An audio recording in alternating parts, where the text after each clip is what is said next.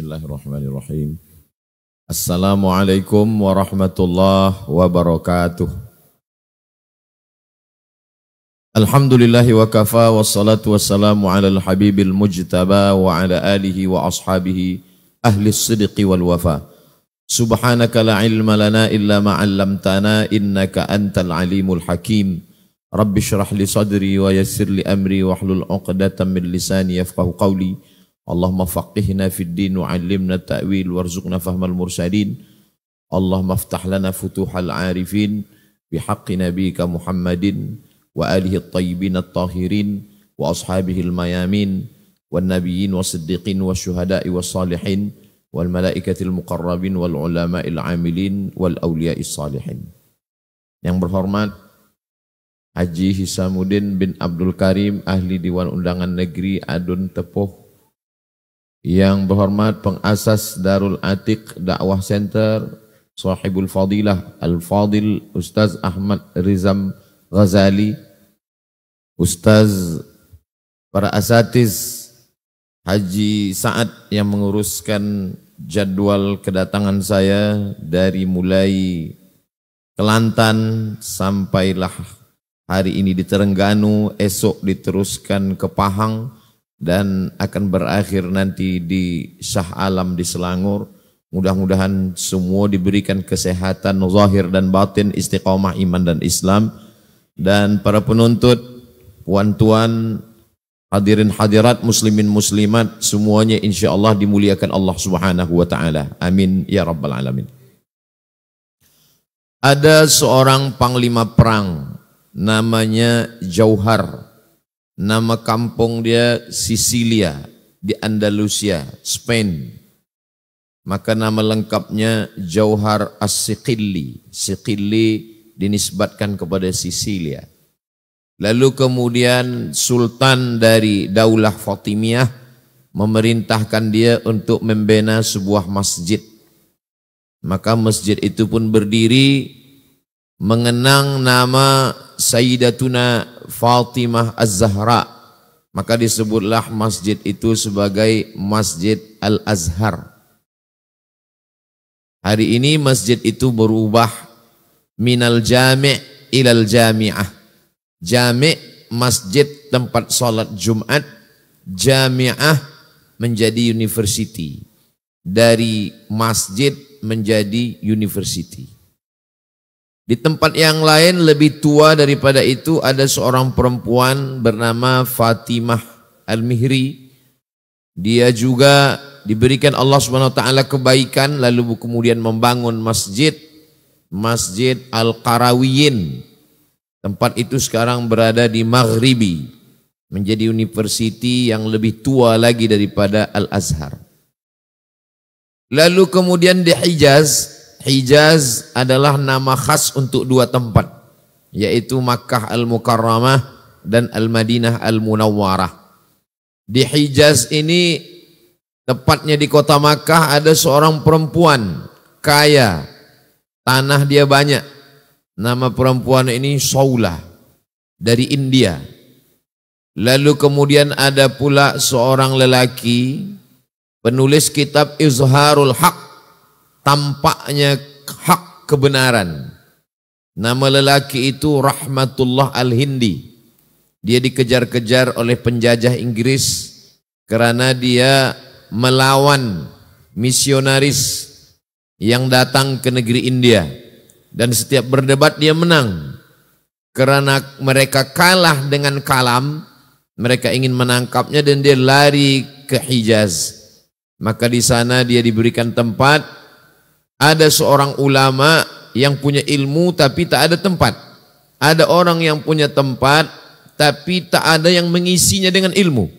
Maka manakala berjumpa dua orang yang berilmu dan yang punya tempat, maka berdirilah satu sekolah di tanah suci Makkah Al-Mukarramah.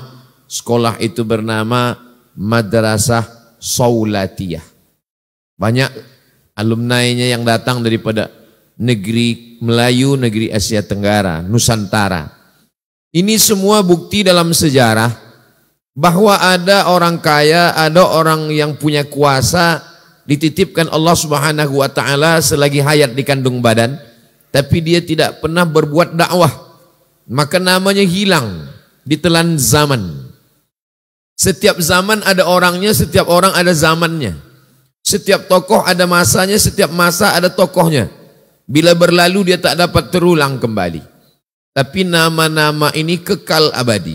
Al-Azhar, Qarawiyyin, Zaitunah, Darul Hadis Al-Ashrafiyah, Darul Hadis Al-Hasaniyah, As-Saulatiyah, Darul Ulum.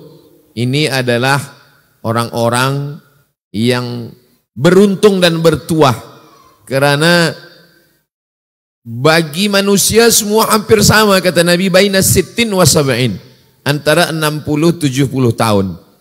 Tinggal lagi kita menggunakan masa 60-70 ini kemana kita nak pakai.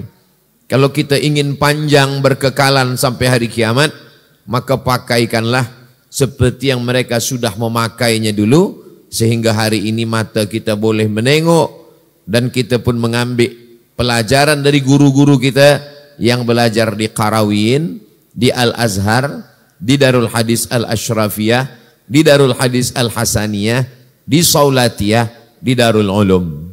Maka betul kata Nabi SAW, idza matal insan, kalau manusia mati, inqata'a, maka putuslah semuanya, dan ada yang tetap mengalir shadaqatun jariyah, sedekah, wakaf, tanah, kelas, asrama, masjid, surau, ilmun yuntafa'u bih, ilmu yang diajarkan di tempat-tempat yang sudah dibina itu, lalu kemudian ada orang yang belajar, orang manusianya itu adalah waladun salihun yad'ulah.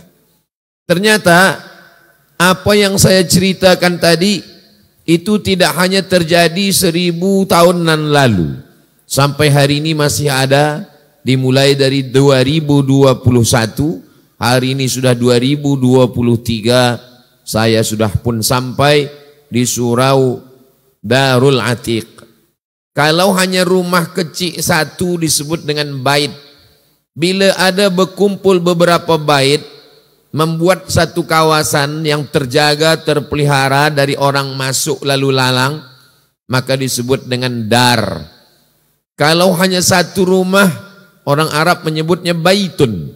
Tapi bila beberapa rumah berkumpul, ada satu rumah tempat menerima tamu, ada satu rumah tempat duduk bersembang, ada satu rumah tempat makan, ada satu rumah tempat belajar, maka tempat ini ditutup supaya orang tak semua boleh, kerana ini khas, maka tempat itu disebut dengan dar.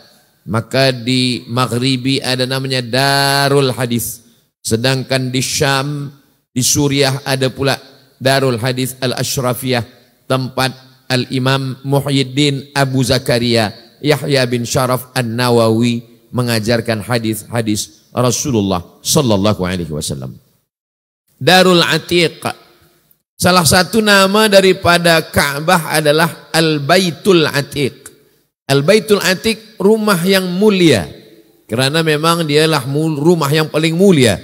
Inna awwala baitin wudi'a lin-nasi lalladzi bi Bakkata mubaraka. Dia mulia kerana dia rumah yang pertama, dia mulia kerana dia mendapatkan keberkahan.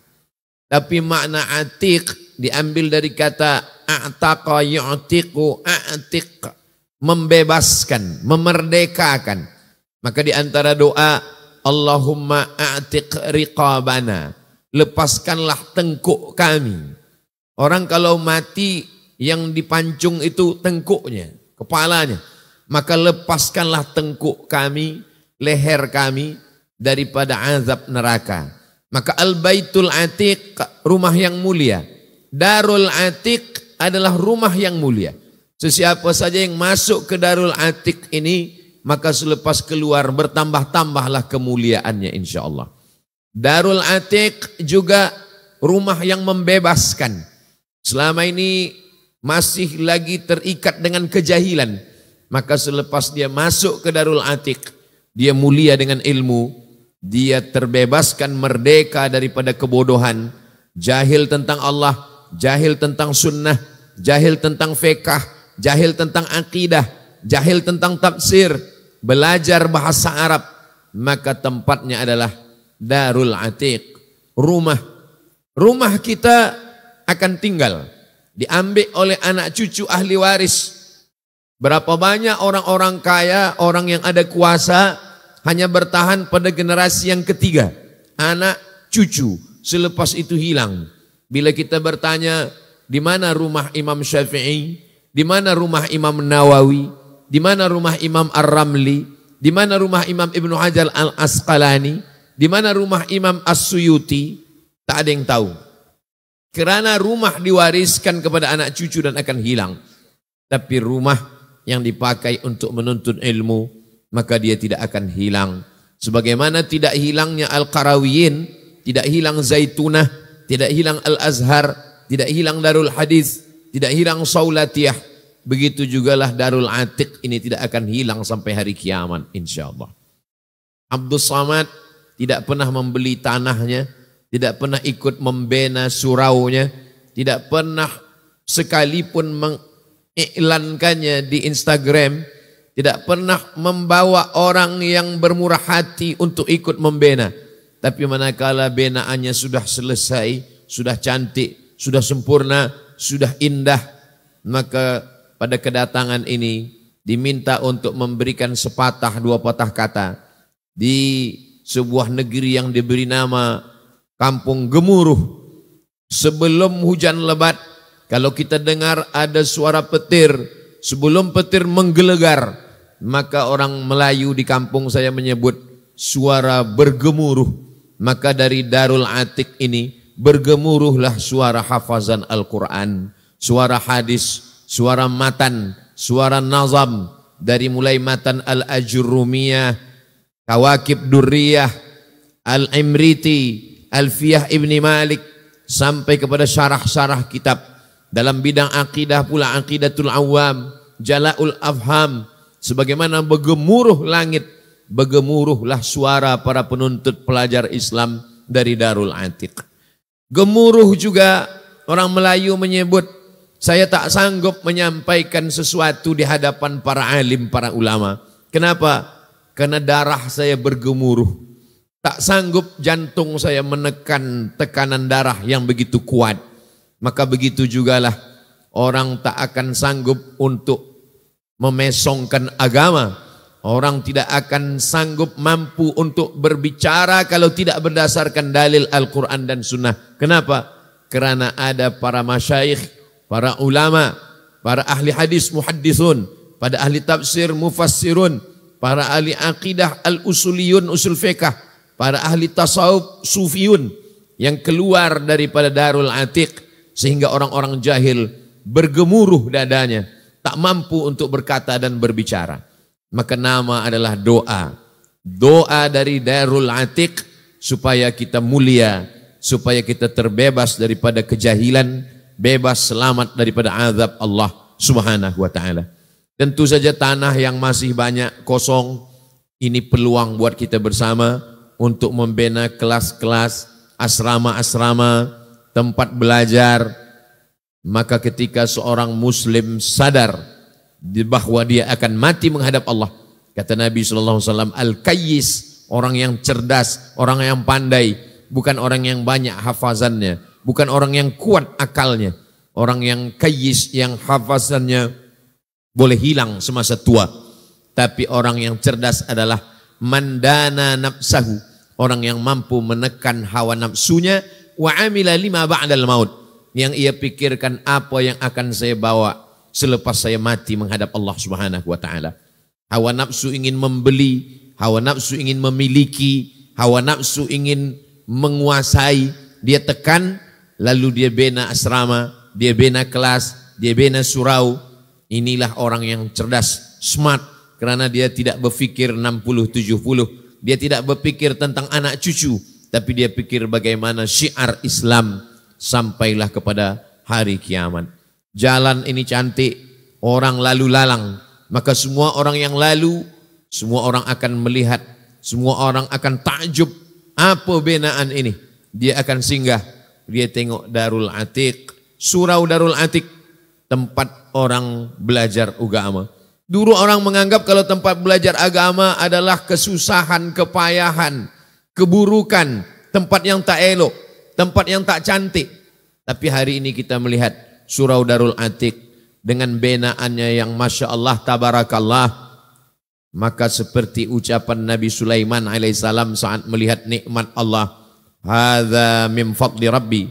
Semua orang akan berkata, para dermawan yang budiman, orang-orang yang dititipkan Allah harta, dibukakan Allah pintu hatinya, melihat semua ini, dia tidak disebut namanya, tidak diberikan kesempatan untuk menyampaikan sepatah dua patah kata, tapi namanya tidak pernah lepas daripada catatan malaikat. Inna alaikum lahafizin, bersama kamu ada para malaikat kiraman mulia, katibin, menulis semua, tak ada luput satupun dari catatan. Sampai masanya nanti Allah akan perintahkan kepada kita, Iqra, bacalah. Kita tidak disuruh membaca Al-Quran, tapi kata Allah, Iqra kitabak, baca tulisan amalmu, kafa binafsikal yawma alaika hasiba.